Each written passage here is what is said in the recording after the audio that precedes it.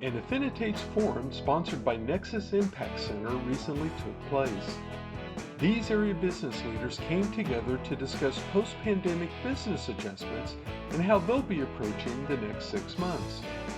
Here are a few video highlights. And I think that's what we forget is it's like if you don't have a clear outcome or a purpose for the reason of gathering, don't gather, right? And I think that people are starting to realize is that we just filled up our time with a lot of junk because we were there anyway. So let's go have a meeting. Yeah. Why? And now they can reach them all across the world. And it's not because they're trying harder or different, it's just everybody realized I can do business with anybody anywhere. So it was a mind shift for not just employees, but also for buyers and customers. You can't count on another pandemic to be there or whatever the next issue is, but you can be guaranteed there'll be another cycle of something that happens, right?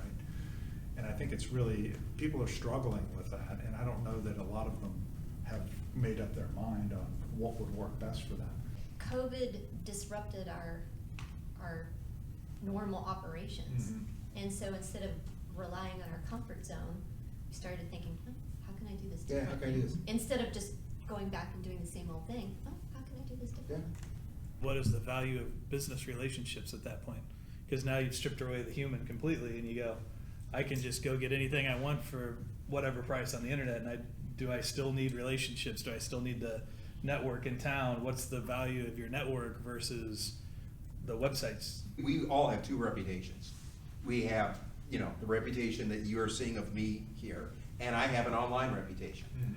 Everybody has those two reputations. Hopefully they coincide, but they may not be the same reputation, but we all have an online reputation whether we like it or not. So you asked the question of, would you expect it to work? I expected it to work, but I didn't expect it to be as cost effective as it is. And we've found some ways to help automate some things that make my life a whole lot easier.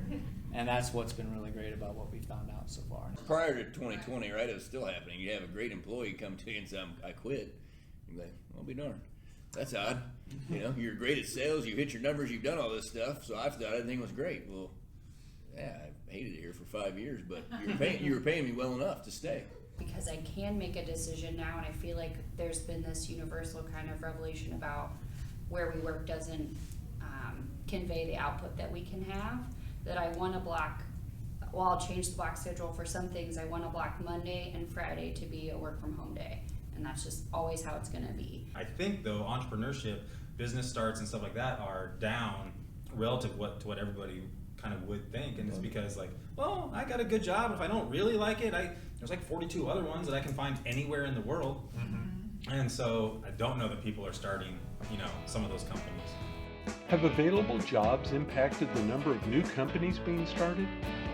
How has that affected employee expectations for their current job? Add a comment below or send a message to share your thoughts.